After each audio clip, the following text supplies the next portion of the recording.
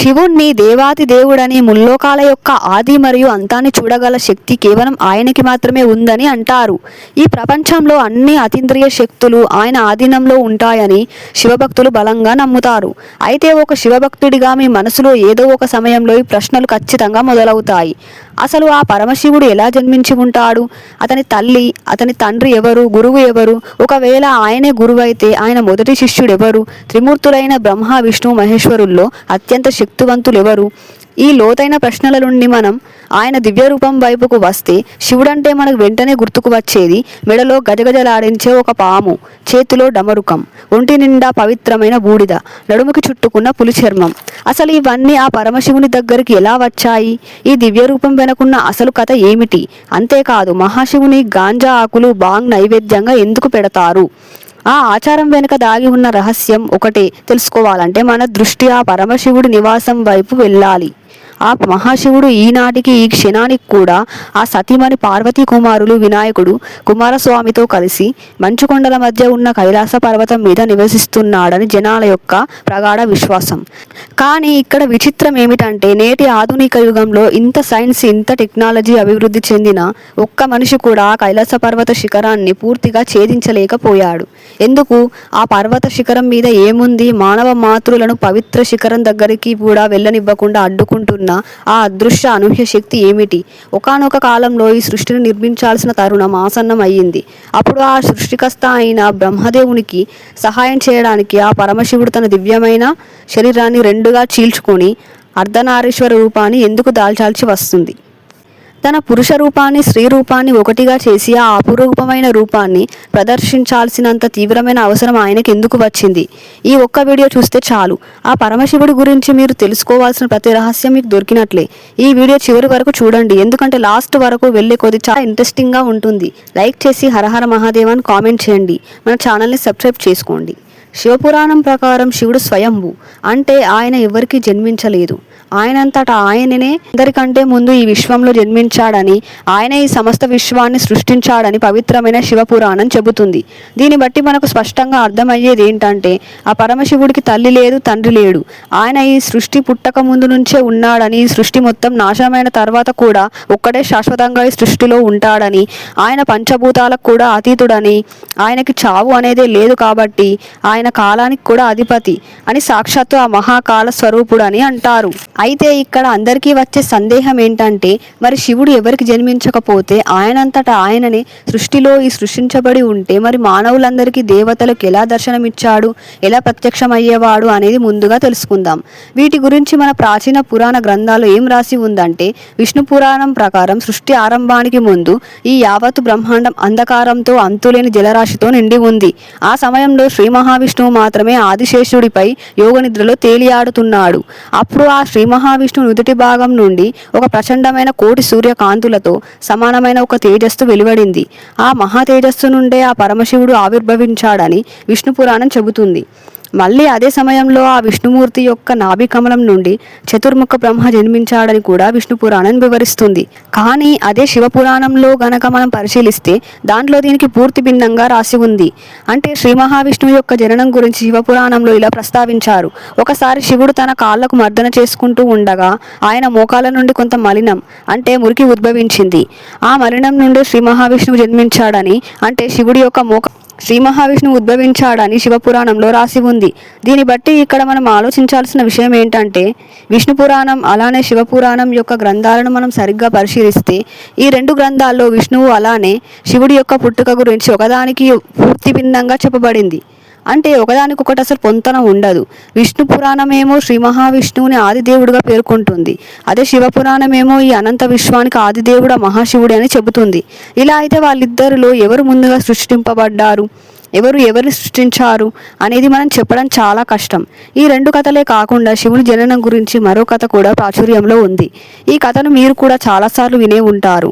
ఒకానొక సమయంలో బ్రహ్మదేవుడికి అలానే విష్ణుమూర్తికి మధ్య ఇద్దరిలో ఎవరు గొప్పవారు, ఎవరు ఈ విశ్వానికి అధిపతి, నేనే గొప్ప అనే తీవ్రమైన వాదోపవాదాలు వాళ్ళిద్దరి మధ్యలో జరిగాయి. అలా వాదన తారస్థాయికి చేరుకున్నప్పుడు అకస్మాత్తుగా వారిద్దరి మధ్య ఆకాశానికి తాకుతూ పాతాళానికి చీల్చుకుంటూ ఒక అనంతమైన ప్రకాశవంతమైన ఆది అంతం లేని పెద్ద స్తంభం వారిద్దరి మధ్య ప్రత్యక్షమవుతుంది. దాన్ని చూసి బ్రహ్మ విష్ణువులు ఇద్దరూ ఆశ్చర్యపోతారు. ఆ స్తంభం ఎక్కడి నుండి వచ్చింది, ఎందుకు వచ్చింది అనే విషయం వారికి తెలియదు. అప్పుడే ఆ స్తంభం నుండి ఒక శబ్దం వస్తుంది.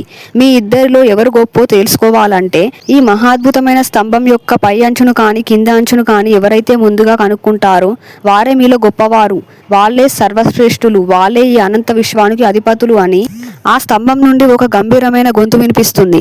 వెంటనే బ్రహ్మదేవుడు హంసరూపాన్ని ధరించి ఆ స్తంభంపై భాగాన్ని కనుక్కోవడానికి ఆకాశంలోకి ఎగిరిపోయాడు. అదే సమయంలో శ్రీ మహావిష్ణువు కూడా తనకి ఉన్న అనంతమైన శక్తితో వారాహ రూపాన్ని ధరించి ఆ స్తంభం మొదలు కనుక్కోవడానికి భూమిని చీల్చుకుంటూ పాతాళంలోకి దూసుకెళ్లిపోయాడు.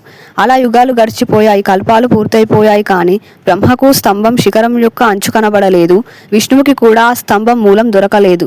చివరికి వారిద్దరూ అలసిపోయి స్తంభం దగ్గరికి తిరిగి వస్తారు. అప్పుడు ఆ స్తంభం రూపంలో ఉన్న మహాశివుడు తన అసలు రూపంలోకి వస్తాడు. అంటే ఆ మహా అద్భుతమైన జ్యోతిర్లింగం యొక్క స్తంభం నుండి సాక్షాత్తు ఆ లయకారుడైన మహాశివుడు తన దివ్యమైన రూపంలోకి వచ్చి వాళ్ళ ముందు ప్రత్యక్షమవుతాడు. అప్పుడు బ్రహ్మదేవుడు స్తంభం శిఖరం యొక్క అంచు కనుక్కున్నానని చెబుతాడు. బ్రహ్మ అబద్ధం చెప్పడంతో శివుడు బ్రహ్మను శపిస్తాడు. కానీ విష్ణువు వినయంగా, ఓ మహాదేవ, మేము అజ్ఞానంతో మాలో మేమే గొప్పవారిమని విర్రవీగాము. కానీ ఈ అనంతమైన విశ్వంలో నువ్వే అనంతమైన శక్తి కలిగిన వాడివి, నీకన్నా గొప్ప శక్తి మరొకటి లేదు. ఇలా శివపురాణంలో ప్రస్తావించబడిన ఈ కథ ఆది మరియు అంతం లేని ఆ స్తంభం మహాశివుడు ఎవ్వరినీ పుట్టలేదని, ఆయనంతటా ఆయనే ఈ విశ్వంలో స్వయంగా ఉద్భవించాడని మనకి తెలియజేస్తుంది. దీని కారణంగానే శివుణ్ణి స్వయంభు అని అంటారు. కాబట్టి శివుణ్ణి మించిన శక్తి ప్రపంచంలోనే ఏదీ లేదు. అందుకే దేవతలు, రాక్షసులు, గంధర్వులు సైతం శివుణ్ణే పూజిస్తారని శివపురాణంలో మనకి ప్రస్తావించబడి ఉంటుంది. ఈ అద్భుతమైన కథ శివపురాణంలోని లింగోవ వృత్తాంతంగా ప్రసిద్ధి చెందింది. దీనిని బట్టి మనకి స్పష్టంగా అర్థమయ్యేది ఏంటంటే శివుడికి పుట్టుక లేదు, ఆయనకి అంతం కూడా లేదు. ఇదంతా విన్నాక మనకి అర్థమయ్యేది ఏంటంటే ఆ మహాశివుడికి తల్లి తండ్రి లేరని, కానీ శివుని యొక్క తండ్రి బ్రహ్మదేవుడని విష్ణు పురాణంలో ఒక సందర్భంలో చెప్పబడింది. అసలు ఆ బ్రహ్మదేవుడు శివుడికి తండ్రి ఎలా అయ్యాడు ఇప్పుడు చూద్దాం. సృష్టి ఆరంభానికి ముందు అంతా జలమయంగా ఉంది. శ్రీ మహావిష్ణువు ఆదిశేషుడిపై యోగనిద్రలో ఉన్నాడని, ఆయన నాభి కమలం నుండే బ్రహ్మదేవుడు ఉద్భవించాడని మనం ముందే చెప్పుకున్నాం కదా. అలా ఉద్భవించిన బ్రహ్మదేవుడు విష్ణుమూర్తితో కలిసి బ్రహ్మాండమైన సృష్టి గురించి చర్చిస్తున్న సమయంలో అక్కడ అకస్మాత్తుగా పరమశివుడు వారిద్దరి మధ్య ప్రత్యక్షం అవుతారు.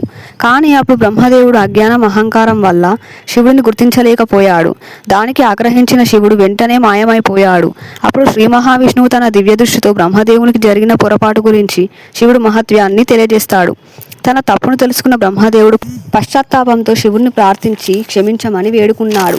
అంతేకాదు, ఓ మహాదేవ, నువ్వు నా కుమారునిగా జన్మించి నన్ను ధన్యుణ్ణి చేయాలి అని ప్రార్థిస్తాడు. దీంతో కరుణామయుడైన శివుడు ఆ బ్రహ్మదేవుని యొక్క ప్రార్థనను అంగీకరించాడు.